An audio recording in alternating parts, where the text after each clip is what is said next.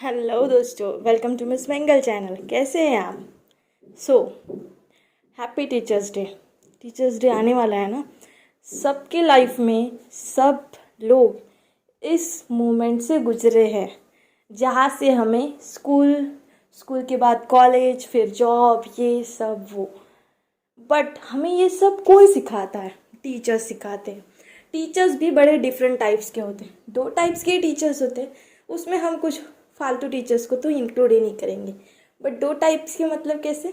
जो अच्छे और समझदार और सबको सिखाना चाहते हैं। और दूसरे टाइप में आते हैं सिर्फ ब्रिलियंट, होशियार, एकदम चार्मिंग, ऐसे ही बच्चों को फोकस देना चाहते हैं।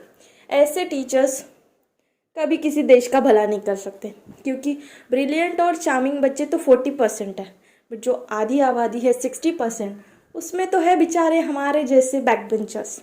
सो उनके ऊपर भी फोकस देना चाहिए, उनको भी उनके एजुकेशन में आगे लाने के लिए प्रोत्साहित करना चाहिए।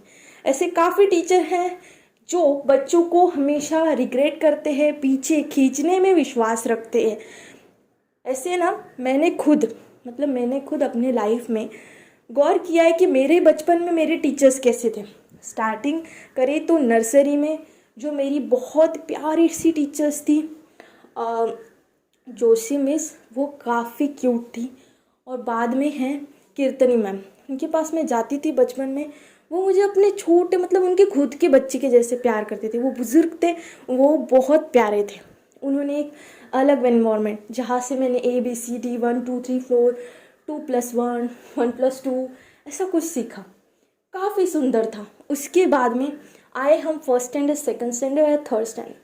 उसमें टीचर्स के कुछ हल्के हल्के अलग रूप दिखने लगे, जिसमें नहीं क्या क्या होता है ना, जहाँ पे आप किसी भी बच्चे की फाइनेंशियल ग्रोथ देखिए, अगर आप उसको पोस्ट कर रहे हो, आप उसको क्लास का कैप्टन रख रहे हो या उसकी वाहवाही कर रहे हो, तो ये टोटली रॉन्ग है।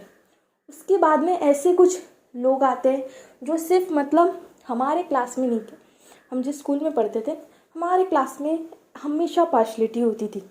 जो एकदम रिच डोमिनेंट लोग हैं, बहुत वेल सेटल्ड है, उनके ऊपर फोकस किया जाता था। जो पीछे रहते थे वो पीछे ही छूट जाए।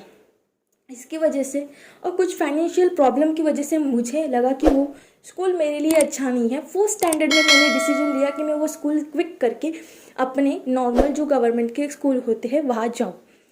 फिर वो डिसीजन लेने के बाद मुझे बहुत खुद पे गुस्सा आया कि क्यों लिया मैंने वो डिसीजन। लेना तो पड़ना ही था ना यार, क्योंकि दो तरफा सोचने की जो आदत है वो मोस्टली लड़कों से ज़्यादा लड़कियों में होती है। लड़कियां समझती है, लड़के भी समझते हैं, मैं ये नहीं बोल सकती, क्योंकि मैंने खुद अपने लाइफ में एक्सपीरियंस किया है कि लड़के लड़कियों से ज़्यादा समझदार होते हैं। ओके, मैं मेरी बात करती हूँ। तो फिर मैंने सोचा कि मेरी फाइनेंशियल कंडीशन अच्छी नहीं, मैं यहाँ रहूँगी तो टीचर मुझे रोज़ टॉर्चर करेगा, मुझे फ़ीस के लिए खड़ा रखेगा, मेरी पढ़ाई लिखाई से उन्हें कोई मतलब नहीं है, मैं कितना स्टडी कर रही हूँ, मैं कितने मार्क्स ला रही हूँ, पर वो मुझे टॉर्चर करेगा।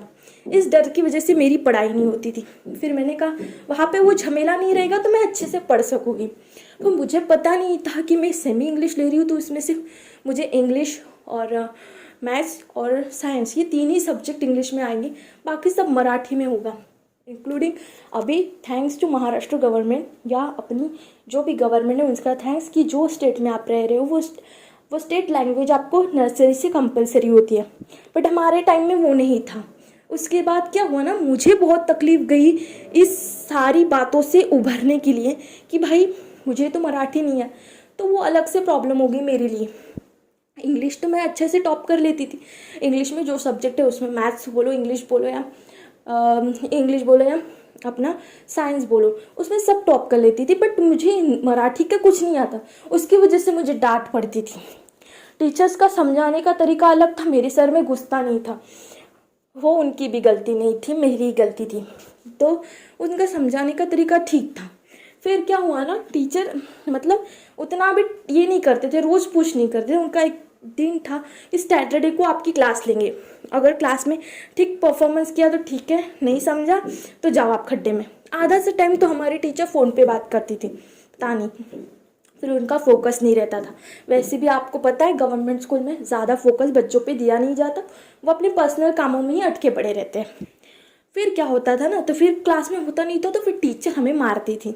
हमारे माँ बाप बड़े सरल टाइप के थे। आज के बच्चों को मारो, माँ बाप सब इतनी कंडीशन होगी पुलिस लेके पहुंच जाएगी। फिर हमारे मम्मी पापा हम मार खाने के बाद जाते थे, रोते थे, यार हमको आ नहीं रहा है, पता नहीं क्यों पल्ले नहीं पड़ रहा है, इतनी कठिन है क्या।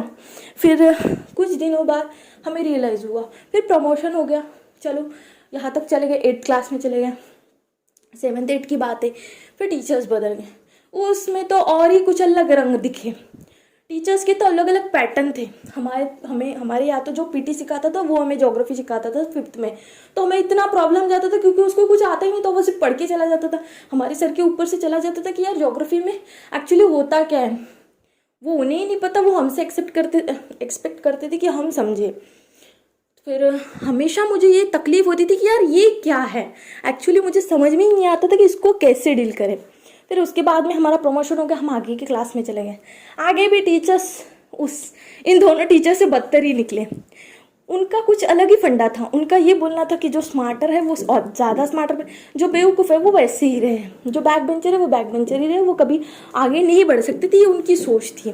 कभी किसी बच्चे को मतलब सिर्फ सामने सामने पढ़ाना उनको खुद को नहीं आता था, सब कुछ इंग्लिश का ट्रांसलेट मराठी में करके आते थे, वही पढ़ाते थे और चले जाते थे। कभी बच्चों के हाथ में, जो स्मार्ट बच्चे थे उनके हाथ में उनकी किताब लगी तो वो उनके कमेंट पास करते थे, वो उनको चल जाता था।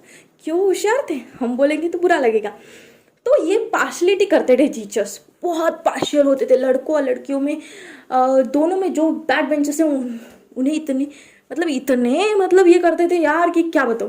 मतलब आप एकदम आउटसाइडर हो, मतलब आप में कुछ है नहीं, ऐसा कुछ बिहेवियर। फिर हो गया, हम आ गए ग्रेजुएशन के टाइम।